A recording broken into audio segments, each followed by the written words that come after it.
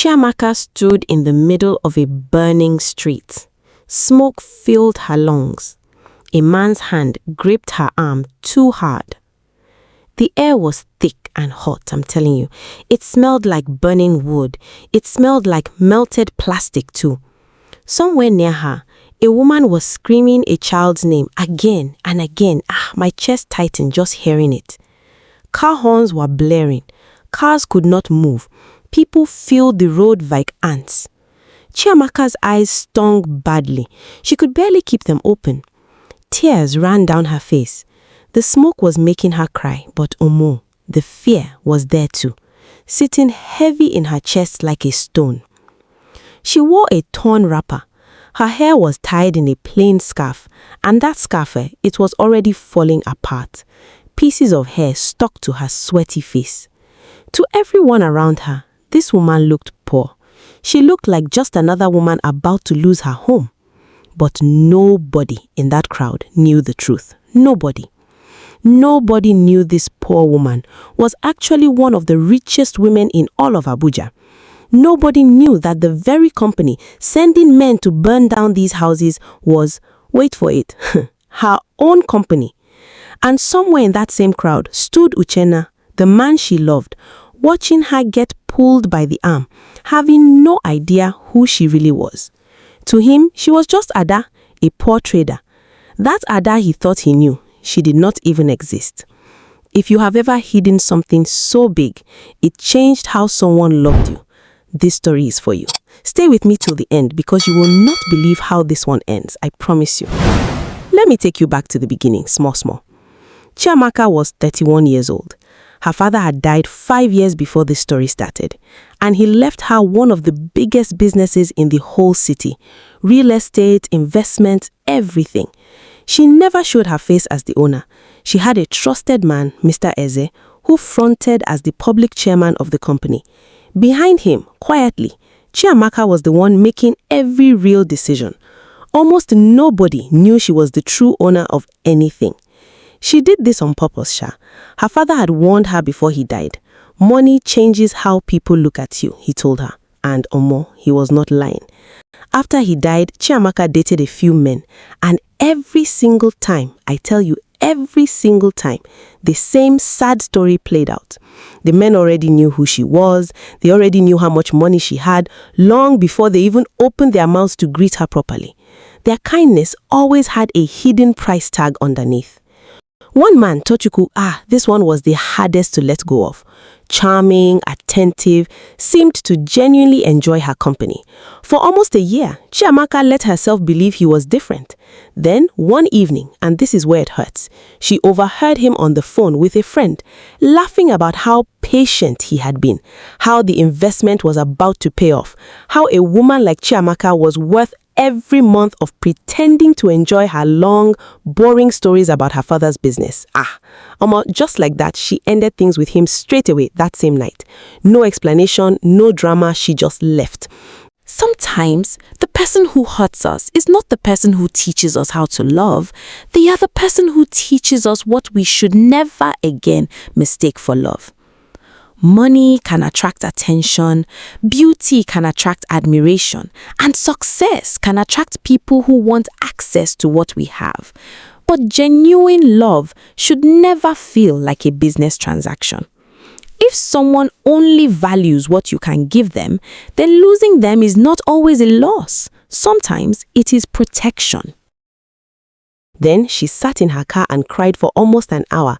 Not because she missed him, but because some small hopeful part of her genuinely believed, even for a small while, that he saw her, the real her. By the time she turned 31, Chiamaka was tired. Not tired of love, tired of never knowing if love was even real in the first place. Then, before you know it, she met Uchenna. It happened at a small party, a mutual friends gathering. Uchenna was a civil engineer. He worked hard. He was not rich. And this man could talk about bridges and roads with so much excitement, the way other men talk about football, I swear. He made Chiamaka laugh twice within the first 10 minutes of meeting her. Twice, What struck her most was what he did not do. He did not ask about her family. He did not mention her father's name. Many men did that early on, testing to see if she would confirm who she really was. Uchenna simply talked to her like she was just an ordinary woman at a party. Nothing more, nothing less. Chiamaka wanted more than anything to believe this one was real. But her past would not let her fully relax. And before you know it, a small, sharp voice inside her whispered the same question. What if he already knows? What if this too is just another performance? So she decided to do something drastic, something her closest friend Amara would later call the most foolish, dangerous idea you have ever had in your entire life. And honestly, Amara was not wrong. She told Amara about the plan over dinner one evening and, she watched her old friend's face shift slowly from confusion into full alarm. Chiamaka, listen to yourself, Amara said, dropping her fork. You want to lie to a man for months, pretend to be someone poor, someone completely different, just to see if he loves a version of you that does not even exist? What will that even prove? If Adam makes him fall in love, you will still not know if he loves the real you. You will only know he loves a lie you built with your own 2 hands. And honestly, Amara was making a point there. When fear has hurt us badly enough, we sometimes start believing that testing people is the same thing as protecting ourselves. But it is not. A test can reveal someone's character, yes, but sometimes the test itself can destroy the very thing we were trying to protect. If you are afraid someone will not love the real you, hiding the real you may give you an answer, but it may also cost you the chance to build something honest from the beginning. I need to know if it is possible, Chiamaka said quietly. Just once, to be loved without any of this weighing on it. And if he finds out, Amara asked, then what? Chiamaka did not have a good answer for that one, I'm telling you. She simply told herself in the days that followed that she would be careful, that finding out would never become a problem. She was wrong about that though, but she would not understand how wrong for many more months. So Chiamaka went ahead anyway, her friend's warning still sitting uneasy at the back of her mind. She did it anyway, you know how we do sometimes. She built a second identity. A woman named Ada, a struggling fabric trader, living in a modest working-class neighborhood far from Chiamaka's real world. She rented a small room there under a false name, paid cash through a lawyer who asked no questions, none at all. She practiced for almost 2 weeks before ever approaching Uchenna. She learned to walk differently, speak differently, dress differently, until Ada started to feel less like a costume and more like a second skin she could slip into without even thinking about the seams. Then she arranged carefully through a mutual acquaintance, a chance meeting between Ada and Uchenna.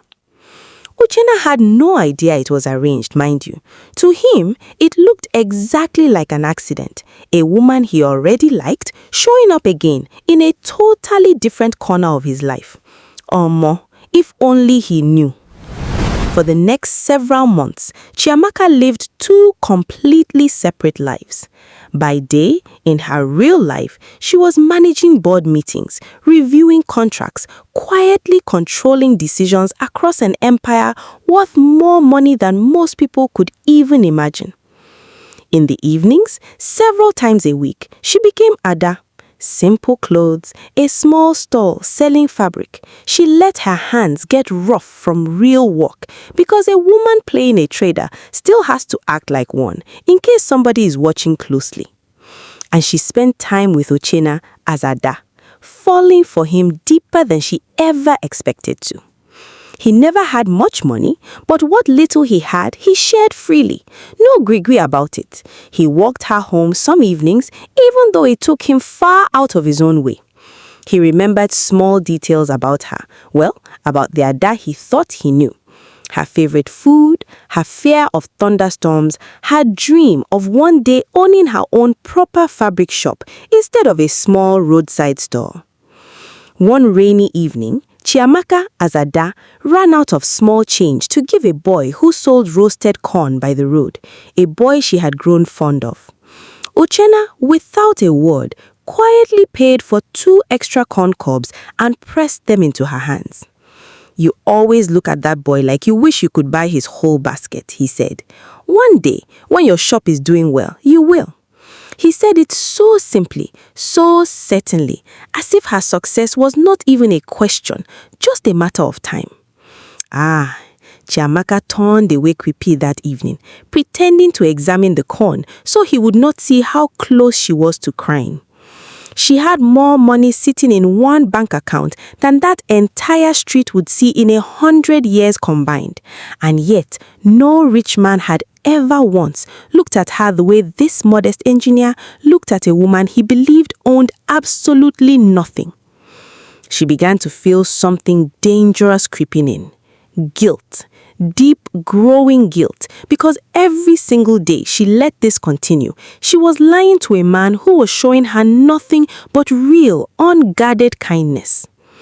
She told herself again and again that she would end the test soon. She would tell him the truth next week, then the week after that. Well, she did not tell him all. Meanwhile, and this is where the real trouble started, Omo, something else was happening in that modest neighborhood. Chiamaka, distracted by her own guilt and her own growing feelings, did not fully notice at first. Well, well-dressed men had started showing up on certain streets, driving expensive cars, offering to help residents sell their small properties quickly for prices far below what the land was actually worth. Most residents refused. That land had been in their families for generations, you understand. Then slowly, things got worse. A resident who refused to sell woke up one morning to find his shop windows broken. Another found strange men loitering outside his house late at night, just watching. A week after that, one of Ada's neighbors, an elderly widow named Mama Amara, came to Ada's small room in tears. 2 men had visited her that afternoon, polite on the surface, but unmistakably threatening underneath, telling her it would be a shame if something happened to her small provision shop before she finally agreed to sell. They had not touched anything. They did not need to. Chiamaka sat with the old woman for over an hour that evening, holding her trembling hands, promising her everything would be fine, and hating herself small for how confidently she could make that promise without yet understanding why she felt so certain. Then, a small fire started near a stubborn family's home. They blamed the faulty generator, but nobody who saw it start quite believed that story. Uchenna mentioned it to Ada one evening, worry creasing his forehead. "Something bad is happening on this street," he said. "I do not like it. These people they are sending, they are not normal businessmen. There is something dangerous about how badly they want us gone." Ada, Chiamaka, felt her stomach tighten with an unease she could not yet explain, though something about it felt disturbingly familiar, like a name she almost remembered but could not quite place. You already know where this is going. Back in her real life, days later, reviewing a stack of quarterly reports from one of her many subsidiary companies, Chiamaka found the name of a development project she did not recognize well. A large residential redevelopment, quietly funded through one of her smaller shell companies, managed almost entirely by a man she trusted deeply. His name was Chuka. Chuka had been her father's protege, and after her father's death, one of the few people Chiamaka trusted enough to hand real authority to. For 2 years, she let him run several projects with barely any oversight, believing his loyalty to her father's memory meant loyalty to her too. She remembered, sitting there with the report trembling in her hands, the day her father introduced them over a decade earlier, when Chuka was still a junior manager eager to prove himself. "Watch this one," her father had told her, pride in his voice. "He reminds me of myself at that age." Chiamaka had trusted that judgment completely, trusted it more than almost anything else in the business world she inherited. And now, to learn that the very trust her father handed her had quietly been turned into a weapon against a street she had come to love, or more. That felt like betrayal reaching backward through time, touching her father's memory as much as her own present. Sometimes, the people closest to us can misuse the trust we give them. And that is why trust should never mean closing your eyes. Chiamaka had trusted Chuka because her father had trusted him. But somebody else's good opinion of a person should never replace your own responsibility to pay attention. Trust people, yes, but stay awake, because betrayal does not always come from a stranger. Sometimes it comes wearing the face of someone you once defended. She sat alone in her office for a long time that evening, unable to move. She pulled the project's address to check something small, almost out of idle curiosity. Her hands went cold. The address was the same street where Ada lived, the same street where Uchenna lived, the same street where fires had started, windows had broken, men had begun watching stubborn families in the dark.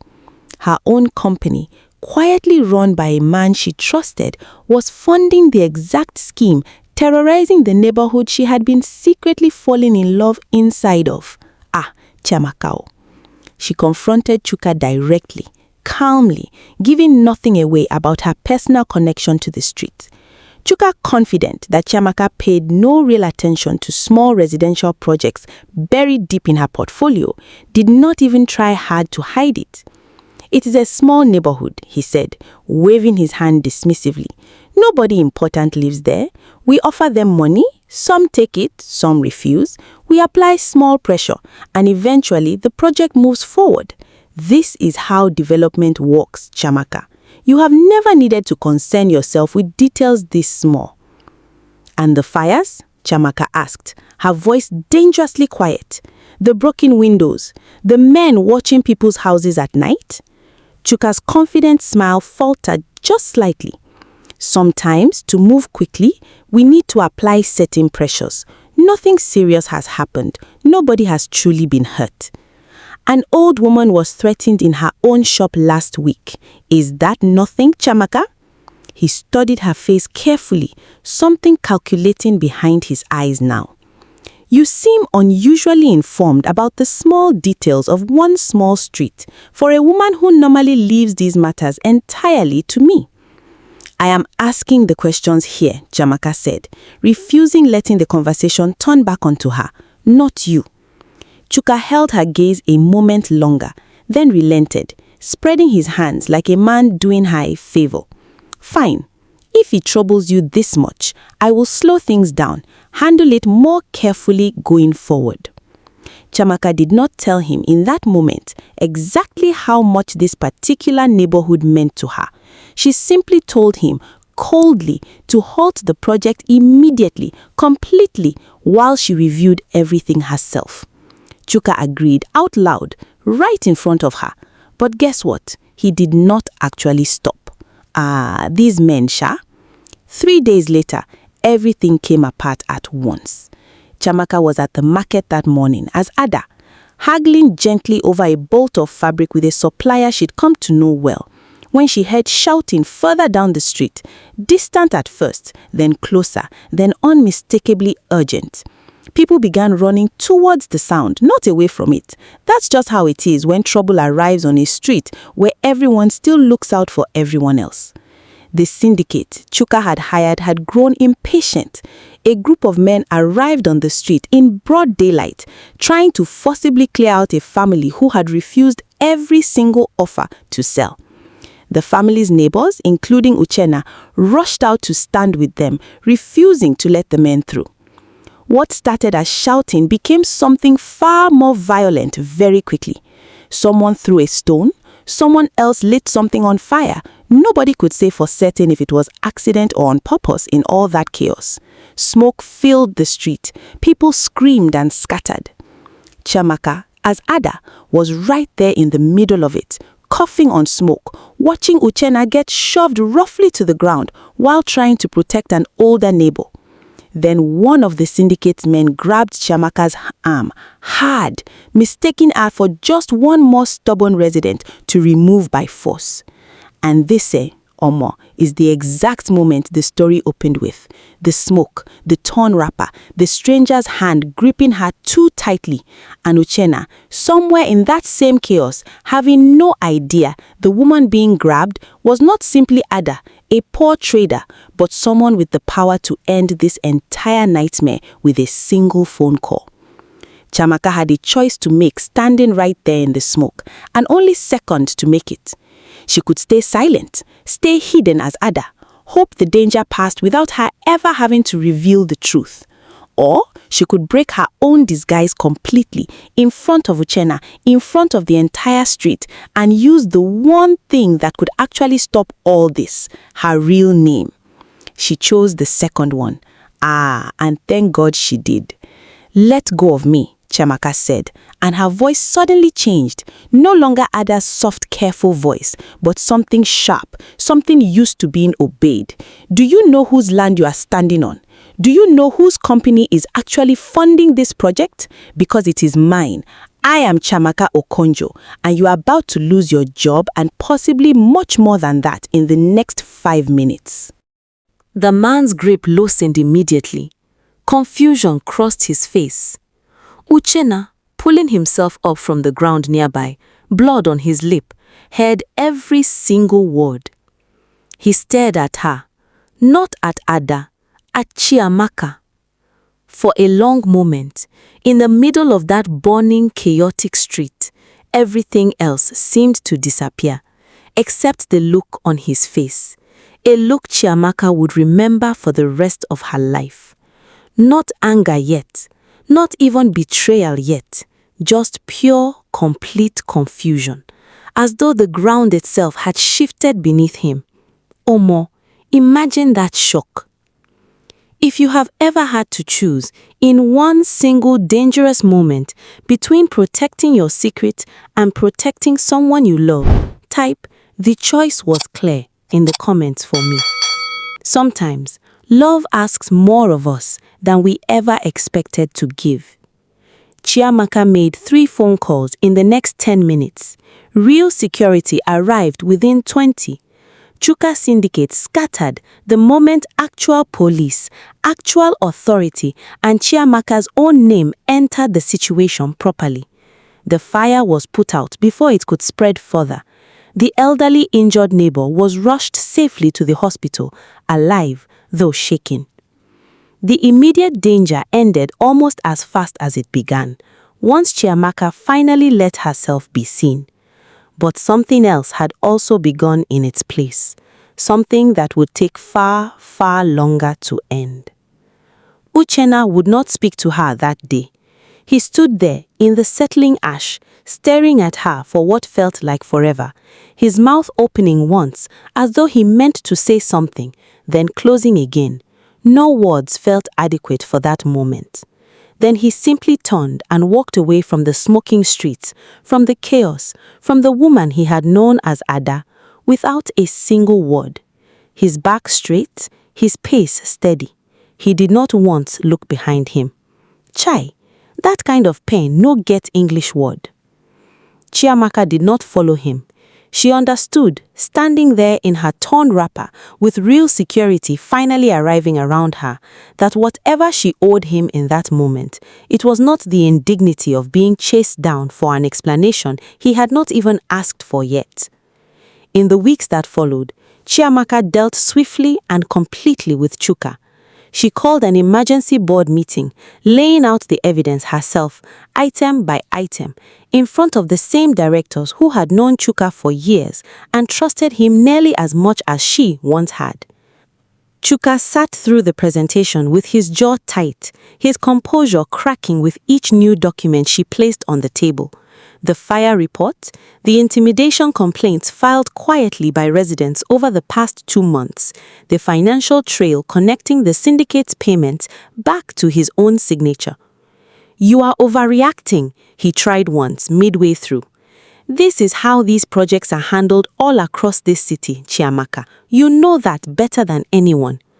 An elderly woman was threatened in her own shop, Chiamaka said, her voice carrying to every corner of the boardroom. A man was seriously injured. Homes were set on fire. Chuka, you did not simply handle a project. You terrorized people who had nowhere else to go. Nobody in that room spoke in his defense. Not one person, oh? His authority was stripped immediately by unanimous vote. His role in ordering the intimidation, the fires, all of it was exposed clearly to the full board and eventually to the police as well. He faced real legal consequences for what he had done. He would never work in a position of trust again, not in Chiamaka's company, and honestly, not likely anywhere respectable afterwards. The neighborhood itself was protected fully. The development project was completely restructured, this time built with the community's input and genuine benefit in mind instead of their forced removal. Residents received fair compensation for any damage done. The family who refused to sell kept their home, exactly as they always should have been allowed to. Chiamaka had fixed nearly everything that had broken in that neighborhood. Everything except the one thing she actually wanted to fix most. She reached out to Uchenna many times. Calls he did not answer, messages he read but never replied to. Those small grey check marks just sitting there, confirming he'd seen every word without offering anything back. Finally, after 3 full weeks of silence, she went to find him in person, standing outside his modest apartment building, waiting, not even sure if he would open the door. She had thought carefully about what to wear that evening and settled in the end on neither her real expensive clothing nor Ada's poor wrapper, but something plain and simple, an ordinary blouse and skirt that belonged to neither version of herself, as though she understood, without fully saying it, that she needed to show up as someone new entirely, not a choice between 2 lies. He did open it. He simply stood in the doorway, arms crossed, saying nothing, his face unreadable in a way she had never seen from him before, not even in the chaos of the fire. "I am not going to ask you to forgive me today," Chiamaka said quietly. "I know that is not something I can simply ask for and receive. I only want you to understand why I did what I did, even though I know now it was wrong." She told him everything. Her father's warning, the men before him who had only ever wanted her money, the bone-deep tiredness of never knowing if love was real, the test she built meant to protect herself that instead became a lie large enough to hurt the very person she was falling in love with. "I was trying to find out if you could love someone with nothing," Chiamaka said. "And somewhere in the middle of that lie, I stopped testing you and started genuinely falling in love with you. As Ada, as myself, I am not even certain those 2 people were ever as separate as I convinced myself they were. But none of that changes the fact that I lied to you for months about something this big." Uchenna was quiet for a long moment. "You tested whether I could love someone with nothing," he finally said, his voice tight. "But you never gave me the chance to actually choose you, the real you, honestly, from the very beginning. You decided alone what kind of love would count as real. You never once asked me if I wanted to be part of a test at all." And perhaps this is the deepest lesson in Chiamaka's story. Love cannot be forced to prove itself through secret tests, manipulation, or carefully designed situations. Real love needs truth. It needs 2 people who are allowed to make their choices with all the information in front of them. Chiamaka wanted certainty, but what she really needed was trust. Because sometimes, in trying so hard to protect our hearts from being broken, we become the very people who break someone else's. "You are right," Chiamaka said. "I am sorry." He did not invite her inside that day. He simply nodded, slowly, and closed the door. Gently, not in anger, but in a way that told her he needed real time, not one conversation, to decide what any of this actually meant for him. Months passed. Chiamaka did not push. She did not call constantly. She did not send elaborate, expensive gifts hoping to buy her way back into his life. The very thing she had once feared other men might have wanted from her. Instead, she simply remained honest, present in small, patient ways. A message here and there, never demanding a response. An occasional visit to the neighborhood, now as herself, helping oversee the community project properly, sometimes running into Uchenna by accident, treating him with quiet respect rather than desperate apology. In the second month, she ran into him outside the newly repaired provision shop belonging to Mama Amara, the elderly woman who had once wept in her arms as Ada. Mama Amara, delighted to see her Chiamaka again, called out warmly across the street, embracing her right in front of Uchenna without any hesitation. Chiamaka watched Uchenna's face carefully in that moment and saw something shift there. A small crack of understanding that the community's trust in her had never been part of any performance at all. In the fourth month, she funded, quietly and without announcing it publicly, a proper training program for young people on the street who wanted trade skills, construction, tailoring, small business management. She did not tell Uchenna about it directly. He found out on his own, weeks later, from one of his neighbors who had enrolled, and said nothing about it to her at all, though she noticed the next time their paths crossed that his eyes lingered on her a moment longer than the time before. In the fifth month, Mr. Eze, still fronting publicly as chairman out of long habit, mentioned to Chiamaka that a young civil engineer had submitted an impressively detailed proposal for reinforcing the drainage system along that same street ahead of the coming rainy season.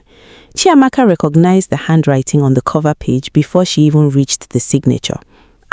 She approved the contract the same afternoon on its own merit and told Mr. Eze firmly never to mention to Uchenna that she had been the one reviewing it. Slowly, carefully, something between them began to shift again. Uchenna started responding to her messages, briefly at first, then with more warmth over time. He watched her over those months show up consistently as exactly who she said she now was. No more hidden names, no more disguises. Simply Chiamaka, doing the slow, unglamorous work of rebuilding trust, one honest day at a time. One evening, nearly 6 months after the fire on that street, Uchenna finally invited her to sit with him properly, on the same street where everything had once fallen apart, now rebuilt, calmer, safer, the new drainage system he had designed himself running quietly beneath the repaved road they sat beside. "I am still learning how to trust the whole picture of who you are," he told her honestly. "The rich woman and the trader and everything in between. But I think watching you these past months, I finally understand something. Ada was never entirely a lie. She was simply a piece of you that you were finally, quietly allowed to be yourself inside of, even if you built her for the wrong reasons." Chiamaka felt tears rise, unexpected and warm. "Does that mean you are willing to give the real version of this an honest chance?" Uchenna considered the question carefully. He had been considering it all the while now. "Yes," he finally said, "but slowly, honestly, no more tests from either of us." My people, that is how their story turned. Chiamaka thought about her father's old warning often in the months and years that followed. "Money changes how people look at you," he had told her, and he had not been wrong. But she came to understand something he had never quite finished teaching her. The most important lesson in this story. Testing someone's love by hiding your truth from them does not actually protect you from that danger. It only denies the other person the one thing any real love actually requires: the honest chance to choose you fully with open eyes from the very beginning. If you have ever learnt the hard way that real love needs honesty more than it needs proof, type honesty over proof in the comments for me. Some lessons cost us almost everything before we finally understand them. This is Chiamaka's story, but somewhere tonight it might just be yours too. Thank you so much for staying with us till the end. Kindly like this video if you've enjoyed our story. Subscribe if you love stories like this with lessons to learn from. See you next time.